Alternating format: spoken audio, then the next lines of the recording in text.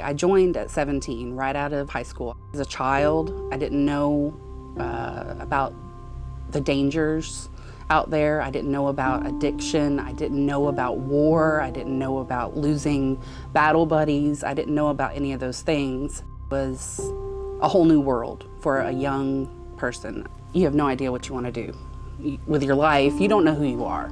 You have no idea who you are, but yet you're joining to fight for your country. And that is terrifying. To know that you're about to be responsible for someone else's freedom, that's terrifying.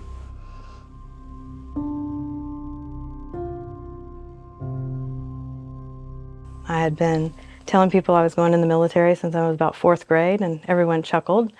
And then I went on my path, and still no one believed me, so I just one day packed up, joined, and called my mom from basic. I used to hang my basic training picture right below my sorority picture later in life.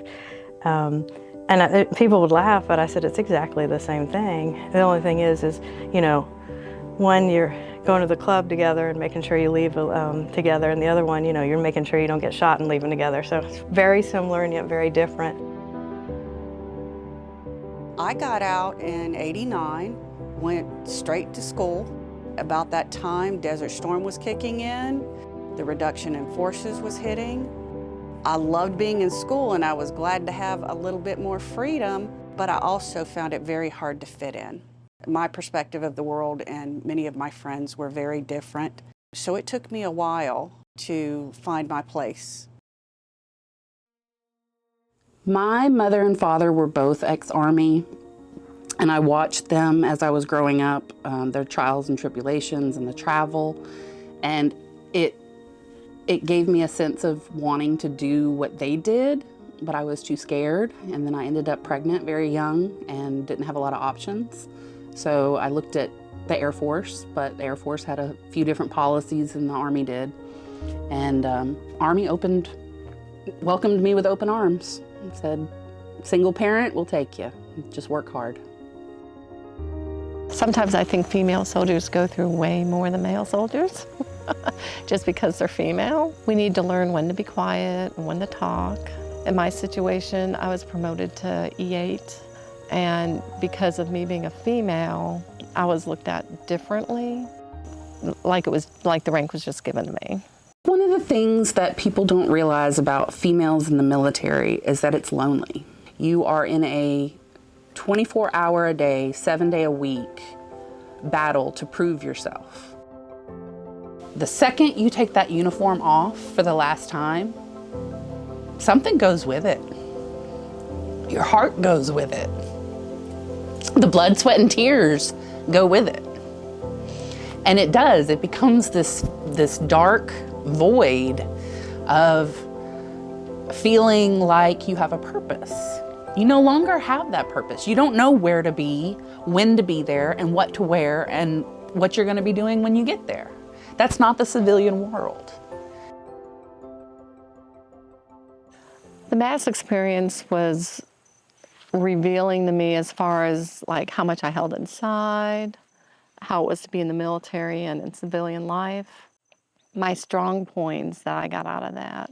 When you face a lot of challenges in your life, you become stronger, and I just try to always look at the positive on that. And with the mask making, I got to put the triumphs on there, along with the downfalls, along with the tears of struggle. And it just makes you reflect and really enjoy it. And the first question I asked is, how do we paint a mask with our identity if we don't know who we are?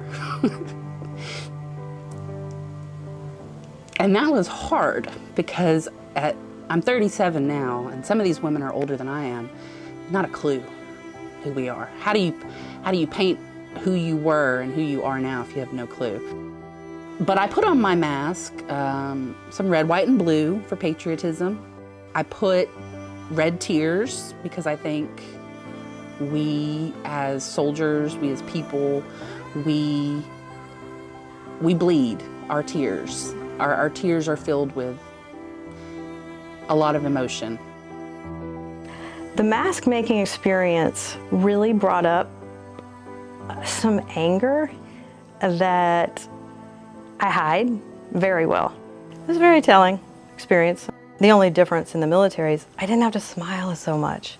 I don't know why. Civilians really want you to smile all the time. This is an opportunity for them to gain perspective of their whole identity and reconnect with a part of themselves that they have not been able to in some time. What do you hope to get out of this weekend?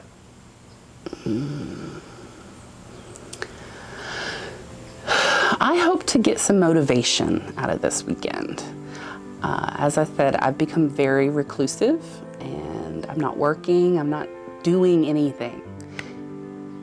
And I am a really awesome person with a lot of skill sets. I'm a good speaker, I'm good with people, and I'm sitting on a porch for 10 hours a day, every day, smoking cigarettes and playing on social media. I'm going to waste. I'm wasting away on a front porch. And what this weekend's goal, what I want to get out of this, is that it doesn't have to be this way. There are 12 other women up there who are veterans that don't sit on their porch all day. They get up and they go to work and they have a purpose. I sit here and complain that the void is that I don't have a purpose. I don't have a purpose because I choose not to have a purpose, because I'm scared. So walking away from this weekend, I hope that I just get the motivation to get up and do something again.